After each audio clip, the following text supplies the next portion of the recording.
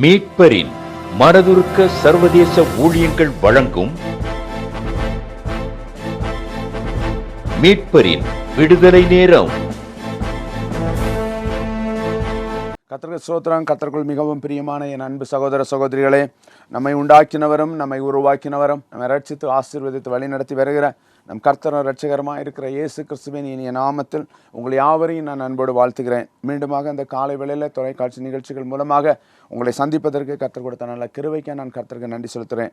என் அன்பு கர்த்தருடைய பிள்ளைகளை, சென்ற வாரத்தில் நம்ம யாபேசின் ஜெபத்தை குறித்து நம்ம தியானிக்க ஆரம்பித்தோம். இதற்கு ஆதாரமாய் கர்த்தர் கொடுத்த தேவனுடைய வார்த்தை 1 நாளாகமம் 4ஆம் அதிகாரம் 9-10 வசனங்கள் இப்படியே சொல்கிறது. யாபேஸ் தன் சகோதரரை பார்க்கிலும் கனம் பெற்றவனாயிருந்தான். அவன் தாய், நான் துக்கத்தோடு அவனை பெற்றேன் என்று சொல்லி அவனுக்கு யாபேஸ் என்று பெயரிட்டாள். யாபேஸ் இஸ்ரவேலின் தேவனை நோக்கி, தேவரீர் என்னை ஆசீர்வதித்து என் எல்லையை பெரியதாக்கி உமது கரம் என்னோடு கூட இருந்து தீங்கு என்னை துக்கப்படுத்தாதபடிக்கு அதற்கு என்னை விலக்கி காத்தருளும் என்று வேண்டிக் கொண்டான். அவன் வேண்டிக் கொண்டதை தேவன் அருளினார் என்று சொல்லிக்கொண்டு இந்த வசனத்தை நம்ம ஆதாரமாக வைத்து நாம் எப்படி கர்த்தருடைய சமூகத்தில் நம்முடைய வாழ்க்கையில் இருக்கக்கூடிய துக்கத்திலும் பாடுகளிலும் போராட்டத்திலும் விடுதலை பெற முடியும் என்பதை, இயேசு கிறிஸ்து இந்த உலகத்தில் வாழ்ந்த நாட்களில் அவரும் மனுஷனால் அசட்டை பண்ணப்பட்டவரும் புறக்கணிக்கப்பட்டவருமாக இருந்தார் என்பதையும், அதிலிருந்து அவர் கல்வாரி சிலுவையில் நமக்கு ஜெயத்தை பெற்றுக் கொடுத்தது மட்டுமில்லாமல் அந்த முதல் பகுதி யாபேசினுடைய அந்த ஜெபத்தின் முதல் பகுதி என்னை ஆசீர்வதியும் என்று சொல்லிக்கொண்டு நம்ம சென்ற வாரத்தில் பார்த்தோம். எபேசியர் 1:3 சொல்லப்பட்டிருக்கிறது, அவர் கிறிஸ்துவுக்குள் உன்னதங்களிலே சகலவிதமான ஆசீர்வாதத்தினால நம்மை ஆசீர்வதித்திருக்கிறார் என்கிற அந்த வசனத்தை நம்ம ஆதாரம் வைத்து அந்த ஆசீர்வாதத்தை நாம் எப்படி பெற்றுக்கொள்ள வேண்டும் என்பதை குறித்து நம்ம சென்ற வாரத்தில் தியானித்தோம். இது உங்களுக்கு பிரயோஜனமாக இருந்திருக்கும் என்று நான் கர்த்தர்களால் விசுவாசிக்கிறேன். இன்றைக்கு நம்ம தியானிக்கக்கூடிய தியானம் என்னவென்று சொன்னால், யாபேசினுடைய ஜெபத்தினுடைய அடுத்த பகுதி என்னவென்று சொன்னால், என் எல்லையை பெரியதாக்கும் என்று சொல்லிக்கொண்டு. அப்போ யாபேஸ் தன்னுடைய வாழ்க்கையில் என்ன நினைக்கிறான் என்று சொன்னால், தன் தாய் அவனை துக்கத்தோடு பெற்றாலும், அவன் தன்னுடைய சகோதரர்கள் எல்லாரை காட்டிலும் கனத்தில் குறைவுள்ளவனாக இருந்தாலும், அந்த கனத்தை கொடுக்கக்கூடிய தேவனுடைய சமூகத்தில் நம்ம மன்றாடக்கூடிய வேளையில், நான் ஒரு குறுகிய எல்லைக்குள் அல்லது ஒரு குறுகிய இடத்துக்குள்ளால் இருப்பதற்கு விருப்பம் இல்லாமல் எல்லையை பெரிதவாக்க வேண்டும் என்று சொல்லிக்கொண்டு, அல்லது அந்த எல்லை என்று சொல்லக்கூடியது நான் ஆசீர்வாதமான பெருக்கத்தை பெற்றுக்கொள்ள வேண்டும் என்கிறதுக்கு அடையாளமாக அவன் ஜெபிக்கிறதை நம்ம காண முடிகிறது.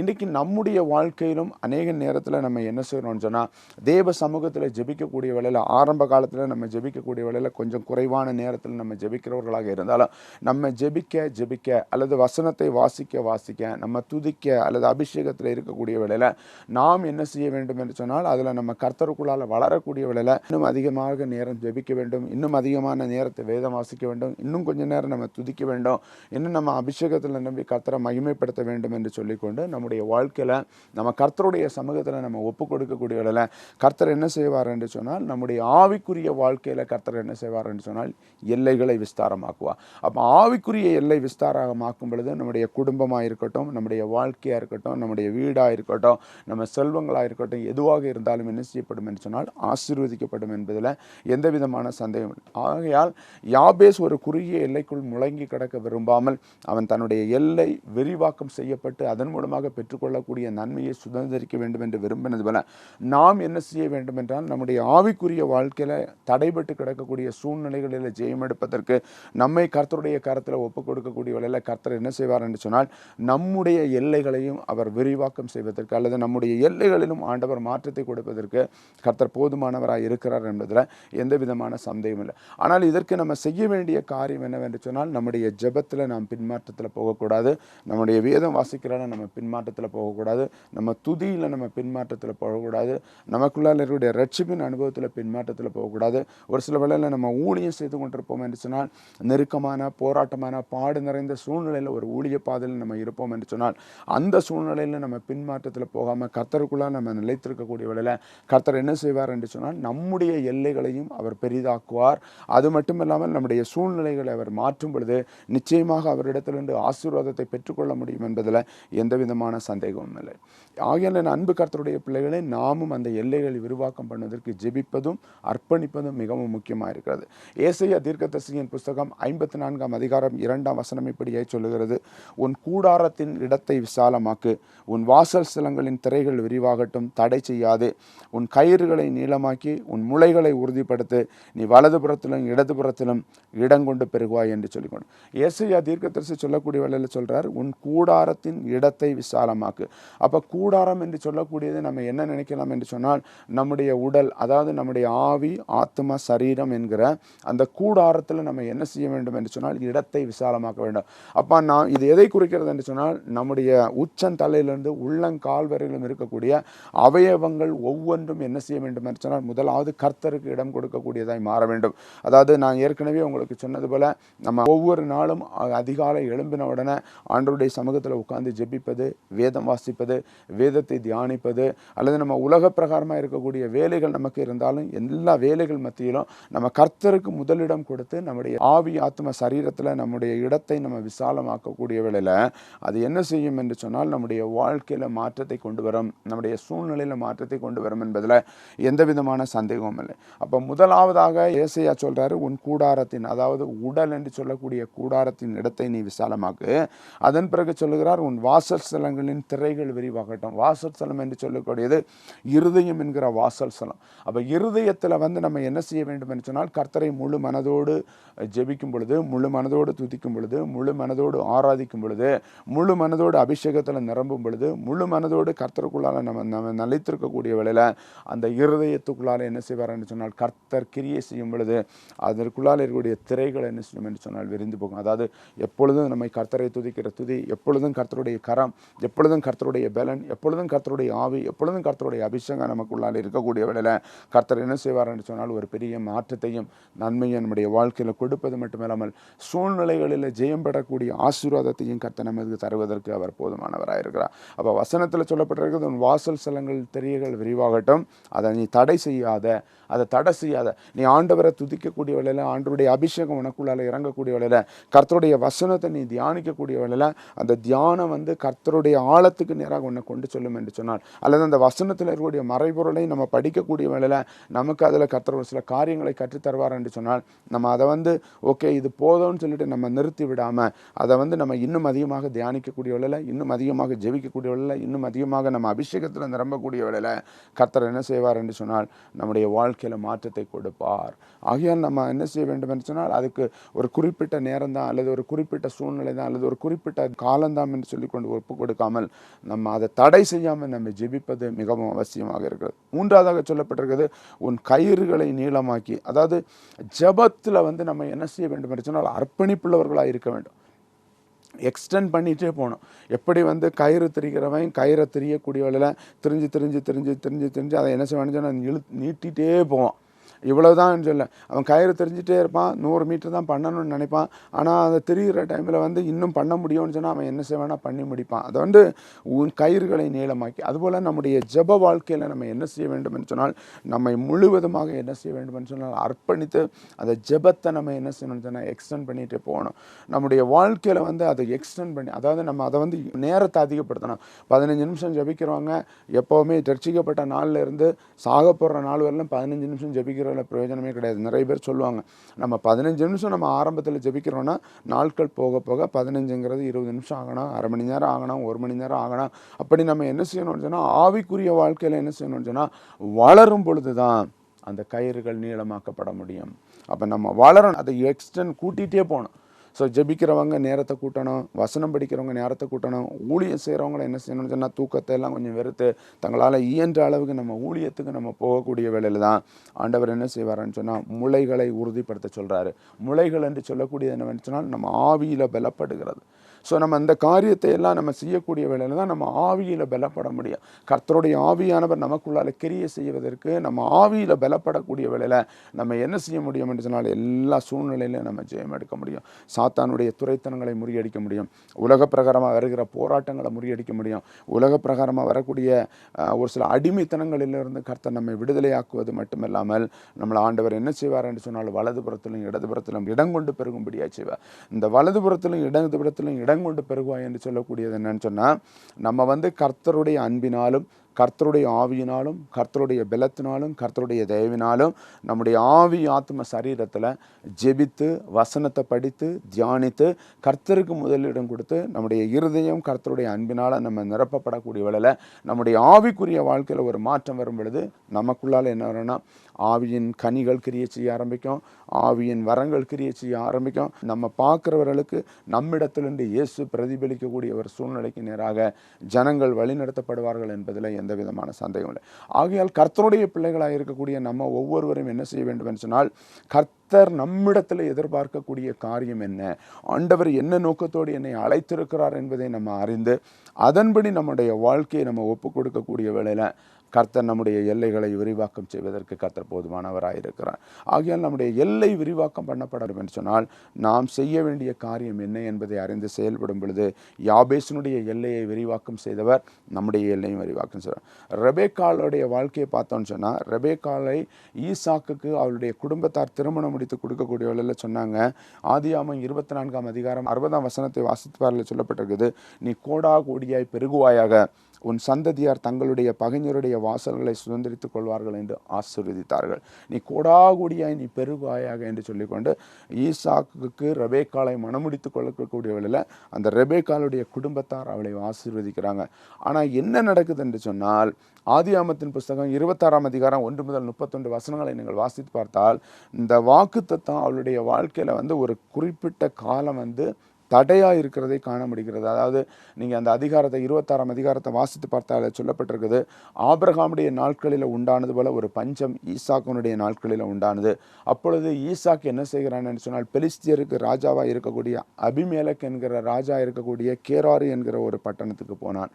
அதற்கு முன்பதாக கர்த்தர் என்ன செய்கிறாருன்னு சொன்னால், அவனுக்கு தரிசனமாகி நீ எகிப்துக்கு போகாமல் நான் காண்பிக்கக்கூடிய தேசத்துக்கு போய் என்று அவன் சொல்லக்கூடியவள, இவன் எகிப்துக்கு போகாமல் அவன் என்ன செய்கிறான்னு சொன்னால் அந்த பட்டணத்துக்கு போகிறான். அது மட்டும் இல்லாமல் ஆண்டவர் அவனுக்கு சொல்லியிருக்கிறாரு, நான் உன்னை ஆசீர்வதிப்பேன், உன் தகப்பனுக்கு நான் சொன்னது போல நான் உன்னை ஆசீர்வதிப்பேன் என்று சொல்லக்கூடியவள, இந்த ஈசாக்கு என்ன செய்தான் என்று சொன்னால், தேவனுடைய விருப்பத்தின்படி தேவனுடைய சித்தத்துக்கு அர்ப்பணித்து இவன் என்ன செய்தான் என்று சொன்னால் தன்னுடைய விருப்பத்தை விட்டுட்டான். தான் எகிப்துக்கு போனோன்னு சொல்லிட்டு விரும்பக்கூடிய அந்த சூழ்நிலையை விட்டுட்டு இவன் என்ன செய்தான்னு சொன்னால் கேராகு என்கிற ஒரு பட்டணத்துக்கு போனான். அந்த கேராகு என்கிற பட்டணத்தில் போகக்கூடிய வேளையில் அந்த தேசத்தில் விதை விதைத்த பொழுது கர்த்தர் அந்த தேசத்தில் என்ன செய்தார் என்று சொன்னால், அந்த வருடத்தில் அவனுக்கு 100 மடங்கு ஆசீர்வாதத்தை கொடுத்தார். 100 மடங்கு ஆசீர்வாதத்தை கொடுத்தார். அது நிமித்தமாக என்ன நடக்கிறது என்று சொன்னால், அவன் ஐஸ்வர்யவனாகி வர வர விருத்தி அடைந்தான் என்று சொல்லிக்கொண்டு ஆதியாகமம் 26ஆம் அதிகாரம் 12-13 வசனங்கள்ல. அப்போ ஒரு மனிதன் கர்த்தருடைய விருப்பத்தின்படி நடக்கும் பொழுது, கர்த்தருடைய சித்தத்தின்படி நடக்கும் பொழுது, கர்த்தருக்கு பிரியமான பாதையில் அவன் ஒப்பு கொடுக்கக்கூடிய வேளையில் கர்த்தர் என்ன செய்வார் என்று சொன்னால், அவனுக்கு எதிராக வரக்கூடிய சூழ்நிலைகளை முறியடிப்பது மட்டுமல்லாமல் அவனுக்குள்ளால இருந்தும் கர்த்தர் என்ன செய்வார் என்று சொன்னால் பெரிய காரியங்களை செய்து அவனை உருவாக்குவதற்கு கர்த்தர் போதுமானவராக இருந்தார். அப்போ ஈசாக்கு தேவ சித்தத்துக்கு ஒப்பு கொடுத்து போகக்கூடிய வேளையில் கர்த்தர் அவனுடைய எல்லையை பெரிதாக்கினார். அவன் என்ன செய்தான்னு சொன்னால் அந்த ஆசீர்வாதத்தை பெற்றுக்கொண்டான். ஆனால் என்ன நடக்கிறது என்று சொன்னால், அந்த இடத்துல பெலிஸ்தியர்கள் என்ன செய்கிறார்கள் என்று சொன்னால், அவன் மேலே பொறாமை கொண்டு அவனுடைய துறவுகளை எல்லாம் மூடி அவனை என்ன செய்கிறாங்கன்னு சொன்னால் அங்கேருந்து துரத்தி விடுறாங்க.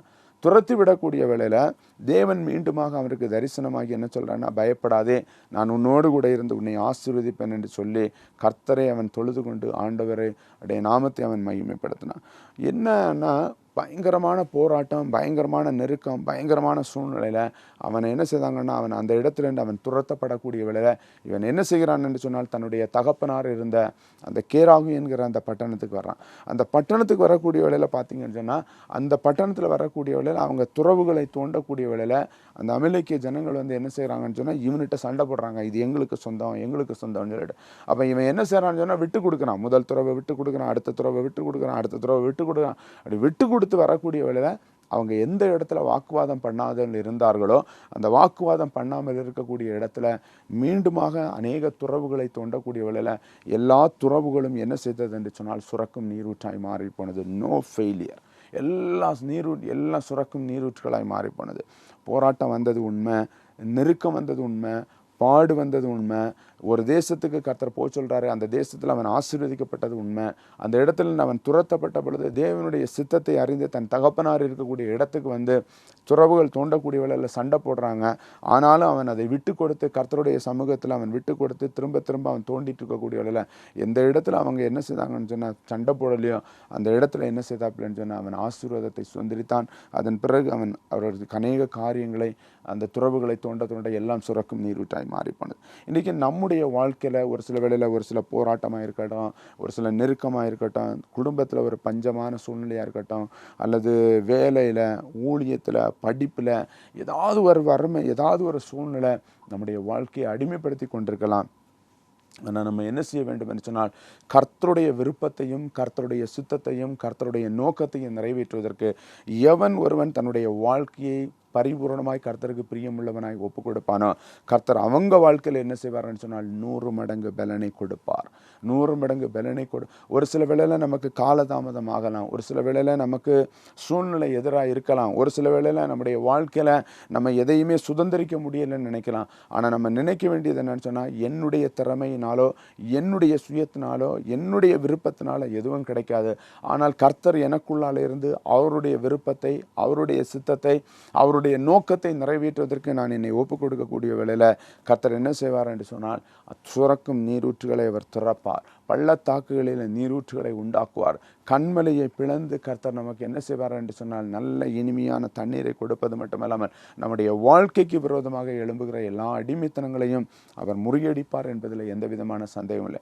ஆனால் அன்பு கர்த்தருடைய பிள்ளைகளாக இருக்கக்கூடிய நாம் ஒவ்வொருவரும் என்ன செய்ய வேண்டும் என்று சொன்னால் அதை பெற்றுக்கொள்வதற்கு நம்ம தகுதி உள்ளவங்களாக இருக்கிறோமா, அதை பெற்றுக்கொள்வதற்கு நம்ம என்ன செய்ய வேண்டும் என்று சொன்னால் தகுதி உள்ளவர்களாய் மாற வேண்டும். அப்போ எப்போ நம்ம அதை பெற்றுக்கொள்வதற்கு தகுதி உள்ளவர்களாய் மாறுவோம் என்று சொன்னால் நம்ம ஆண்டவருடைய சித்தம் என்ன என்பதை அறிந்து ஆண்டவருடைய விருப்பத்தை நிறைவேற்றுவதற்கு நம்ம உண்மை உள்ளவர்களாக இருக்கும் பொழுதுதான் கர்த்தர் அந்த காரியத்தை நம்முடைய வாழ்க்கையில் செய்வார்.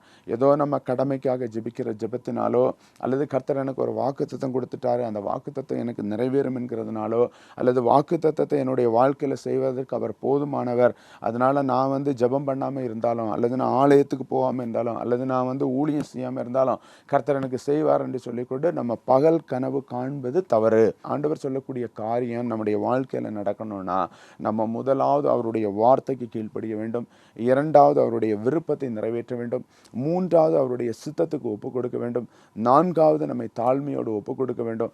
அப்படி நம்ம இருக்கக்கூடிய வேளையில தான் அவருடைய ஆசீர்வாதம் நமக்கு ஆசீர்வாதத்தை கொண்டு வரும். கர்த்தருடைய வசனம் சொல்லுகிறது, கர்த்தர் நமக்கு ஐஸ்வர்ய சம்பன்னராயிருந்து நம்மை ஆசீர்வதிக்கிற கர்த்தர். அவர் நமக்கு என்ன செய்ய மாட்டார்னா ஒருபோதும் வேதனையை கொடுக்க மாட்டார். ஒரு சில வேளையில் நம்முடைய சூழ்நிலையில் வேதனை வருவது போல இருக்கும், ஆனால் வேதனையை கர்த்தர் கொடுக்கறதில்லை. பாருங்க, ரெபேக்காள அவளுடைய குடும்பத்தார் வாழ்த்தக்கூடிய வேளையில் நீ கோடாகோடியாய் பெருகுவாயா என்று சொல்லி வாழ்த்துறாங்க. ஆனால் அவளுடைய வாழ்க்கையிலும் என்ன நடக்கிறது என்று சொன்னால் தன்னுடைய கணவனோடு அவள் இருக்கக்கூடிய வேளையில் ஒரு சில போராட்டங்கள் வருகிறது, ஒரு சில நெருக்கங்கள் வருகிறது.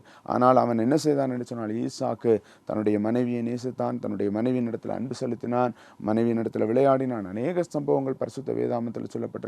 இருப்பினும் அந்த போராட்டத்தில் அவளும் அவனோடு ஒத்துப்போனது நிமித்தமாக கர்த்தர் என்ன செய்தார் என்று சொன்னால் அவங்க வாழ்க்கையில் இருக்கக்கூடிய தடைகளை மாற்றினது மட்டுமல்லாமல் நம்முடைய வாழ்க்கையிலும் இருக்கக்கூடிய தடைகளையும் ஆண்டவர் மாற்றி நம்மையும் உருவாக்குவார். எப்படி என்று சொன்னால் நம்மிடத்தில் இருக்கக்கூடிய ஆவி, ஆத்ம, சரீரம் என்கிற நம்முடைய உடலை நம்ம என்ன செய்ய வேண்டும் என்று சொன்னால் கூடாரத்தின் இடத்தை நம்ம விசாலமாக்கி நம்முடைய வாசஸ்தலங்கள், நம்முடைய இருதயம் கர்த்தரை துதித்து மகிழ்ந்து நம்முடைய ஜெப வாழ்க்கையில் நம்ம அர்ப்பணிப்புள்ளவர்களாக இருந்து நம்ம ஆவியில் பலப்படும் பொழுது நிச்சயமாக அன்றைக்கு ஈசாக்கை பலப்படுத்தினவர், ரெபேக்காளுடைய வாழ்க்கையில் நன்மையை செய்தவர், தாவீதினுடைய வாழ்க்கையினுடைய எல்லைகளை விஸ்தாரமாக்கினவர், எலியா மூலமாக அற்புதங்களை செய்தவர், எலிசா மூலமாக செய்தவர், நம்முடைய வாழ்க்கையில் செய்து நம்மை அவர் மேன்மைப்படுத்துவது மட்டுமல்லாமல் நம்மை அநேகருக்கு சாட்சியாக நிறுத்துவார் என்பதில் சந்தேகம் இல்லை. ஆகையில் அன்பு கர்த்தருடைய பிள்ளைகளே, ஒரு சில வேளையில் இன்றைக்கு நீங்கள் ஒரு குறுகிய எல்லைக்குள்ளால அல்லது ஒரு குறுகிய சூழ்நிலைகளுக்குள்ளால நீங்கள் இருந்து கொண்டிருக்கலாம். இன்றைக்கு கர்த்தருடைய ஆவியானவர் இந்த செய்தியை உங்களுக்கு கொடுக்கக்கூடிய வேளையில் கர்த்தர் சொல்லக்கூடிய காரியம் என்னன்னு சொன்னால் நம்ம என்ன சூழ்நிலையில் இருக்கிறோங்கிறது முக்கியம் கிடையாது. ஆனால் சூழ்நிலையை முடிவுக்கு கொண்டு வரக்கூடிய இயேசு கூட இருந்தாருன்னு சொன்னால் எல்லாவற்றையும் நாம் என்ன செய்ய முடியும் என்றால் ஜெயமாய் பெற்றுக்கொள்ள முடியும். இயேசு தீர்க்கதரிசி சொல்லும்பொழுது அழகா சொல்ல, சின்னவன் ஆயிரமும் சிறியவன் பலத்த ஜாதியுமாவான், கர்த்தராகிய நான் ஏற்று காலத்தில் தீவிரமாக இதை நடப்பிப்பேன். அவன் நம்ம சிறுமியாக இருந்தாலும் சின்னவங்களாக இருந்தாலும் ஏற்ற காலத்தில் ஆண்டவர் நம்மை ஆசீர்வதிக்கக்கூடியதுக்கு சூழ்நிலைக்கு நம்ம மாறும் பொழுது கர்த்தர் நம்முடைய வாழ்க்கையில் என்ன செய்வார்னா பெரிய காரியங்களை செய்து நம்மை உயர்த்துவார். உயர்த்துகிற கர்த்தர் ஒருபோதும் அவர் நம்ம ஒரு குறுகிய எல்லையில் அல்லது ஒரு குறிப்பிட்ட சூழ்நிலையில் அல்லது ஒரு குறிப்பிட்ட அடிமைத்தனத்துக்குள்ளால் இருக்க வேண்டும் என்பது ஒருபோதும் தேவனுடைய விருப்பம் அல்ல. தேவன் நம்மை உயர்த்த வேண்டும் என்று சொன்னால் அவருடைய சித்தத்துக்கு நம்ம அர்ப்பணிக்கக்கூடிய வேளையில் அவர் நம்மை உயர்த்துவது மட்டுமல்லாமல் நம்முடைய உயர்வை நாம் பெற்றுக்கொள்ளக்கூடிய வேளையில் நாம் கர்த்தருக்கு நம்ம உண்மையாக இருக்கும் பொழுது நம்முடைய ஆவி ஆத்ம சரீரத்தில் அவரை மகிமைப்படுத்தி அவருக்குள்ளால நம்ம ஜீவன் உள்ளவர்களாக இருக்கும் பொழுது இன்னும் மேலான ஆசீர்வாதங்களை நம்முடைய குடும்பத்தில் நம்முடைய தனிப்பட்ட வாழ்க்கையில் நம்ம செய்யக்கூடிய தொழிலாக இருக்கட்டும், வியாபாரமாக இருக்கட்டும், அது மட்டும் இல்லாமல் நம்முடைய ஊழியத்திலும் கர்த்தர் கொடுத்து நம்மை கனப்படுத்துகிற கர்த்தராக இருக்கும். ஆகிய அன்பு கர்த்தருடைய பிள்ளைகளாக இருக்கக்கூடிய நம்ம ஈசாக்குக்கு கர்த்தர் சொன்ன வார்த்தைக்கு தான் அவனுடைய வாழ்க்கையில் நிறைவேறினது. ஒரு சில சூழ்நிலைகளில் எதிரிட்டு இருந்தது, ஆனாலும் கர்த்தர் நடத்தினார். இன்றைக்கு நம்மை அவர் நடத்துவதற்கு போதுமானவராக இருக்கிறார். இஸ்ரவேல் ஜனங்கள் எகிப்தின் அடிமைத்தனத்திலிருந்து வரக்கூடிய வேளையில் அநேக ஆசீர்வாதங்கள் அவருடைய வாழ்க்கையில் இருந்தது. செங்கடல் பிளக்கப்பட்டது, யோர்தான் நதி பிளக்கப்பட்டது, எரிகோ முறியடிக்கப்பட்டது, அநேக ஆசீர்வாதங்கள் இருந்தது. ஆனாலும் நன்மைகளை அவர்கள் சுதந்திரிக்கக்கூடிய வேளையில் முறுமுறுத்தது நிமித்தமாக அவர்கள் வனாந்திரத்தில் அநேகர் இறந்து போனார்கள். யோசுவாவும் காலேபை தவிர அடுத்த சந்ததி தான் கானானுக்குள்ளால் பிரவேசித்தது. இன்றைக்கு நம்ம அப்படிப்பட்ட ஒரு சூழ்நிலை இல்லாமல் ஆண்டவருக்குள்ளால் நம்ம உண்மையாக இருக்கும் பொழுது உபாகமம் 1:11 சொல்லப்பட்டிருக்குது. இஸ்ரவேல் ஜனங்களை மோசே ஆசீர்வதிக்கக்கூடிய வேளையில் சொல்கிறான், நீங்கள் இப்பொழுது இருக்கிறதை பார்க்கிலும் 1000 மடங்கு அதிகமாகும்படி உங்கள் பிதாக்களின் தேவனாகிய கர்த்தர் உங்களுக்கு சொல்லியபடி உங்களை ஆசீர்வதிப்பாராக என்கிற வசனத்தின்படி இப்பொழுது கர்த்தருடைய ஆவியானவர் உங்களுக்கு இந்த வசனத்தை கொடுத்து நீங்கள் இப்பொழுது இருக்கிறதை காட்டிலும் இன்னும் 1000 மடங்கு ஆசீர்வதிக்கப்படும்படி உங்களுடைய ஊழியக்காரனாக நான் உங்களை வாழ்த்துகிறேன். கட்டாயம் இந்த ஆசீர்வாதத்தை உங்களுடைய வாழ்க்கையில் செய்வார். அதை பெற்றுக்கொள்வதற்கு நாம் செய்ய வேண்டிய காரியங்களில் ஜெபத்திலும் வசனத்திலும் தேவ சமூகத்தில் காத்திருப்பதிலும் தேவனுக்கு பிரியமாக நடப்பதிலும் தேவனுடைய சித்தத்தை நிறைவேற்றுவதிலும் அவருடைய விருப்பத்தின்படி நம்ம நடக்கக்கூடிய வேளையில் கட்டாயம் கர்த்தர் உங்கள் வாழ்க்கையில் அந்த ஆசீர்வாதத்தை கொடுத்து கர்த்தர் மகிமைப்படுத்த வல்லமை உள்ளவராக இருக்கிறார். கண்களை மூடி நம்ம ஜெபிக்கலாமா?